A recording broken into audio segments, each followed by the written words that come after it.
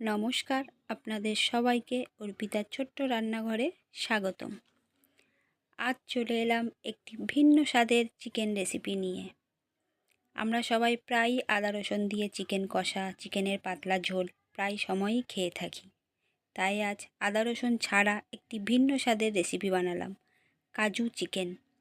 প্রথমে একটি কড়াই বসিয়ে অল্প তেল দিয়ে আলু ভালো করে ভেজে তুলে রাখলাম।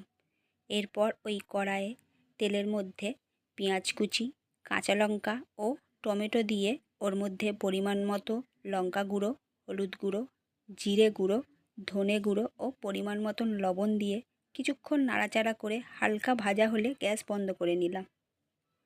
এরপর মিশ্রণটি ঠান্ডা হলে মিক্সি জারে দিয়ে পেস্ট বানিয়ে নিলাম। এরপর কড়াই বসিয়ে অল্প পরিমাণ তেল দিলাম, ওরই মধ্যে আবার একটু বাটার দিয়ে দিলাম। বাটার গলে গেলে তার মধ্যে গোটা গরম মশলা ফোড়ন দিলাম, কিছুটা কুচানো পেঁয়াজ দিলাম। পেঁয়াজটা ভালো করে ভাজা হয়ে আসলে সব রকম মশলা দিয়ে যে পেস্ট বানিয়ে রেখেছিলাম ওটা দিয়ে দিলাম। একটু নাড়াচাড়া করার পর ভেজানো কাজু ও চালমগজ বাটা দিয়ে দিলাম।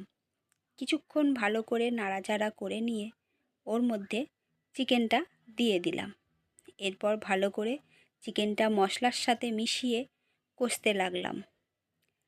কষতে কষতে যখন দেখলাম হালকা তেল ছেড়ে আসছে, ওর মধ্যে ফ্যাটানো টক দই ও অল্প একটু চিনি দিয়ে আবারও কষতে লাগলাম।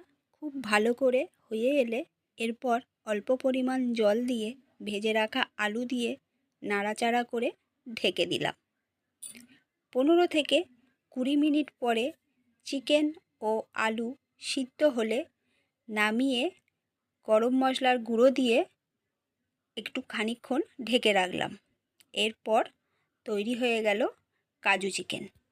আমার ভিডিওটি দেখার জন্য সবাইকে ধন্যবাদ।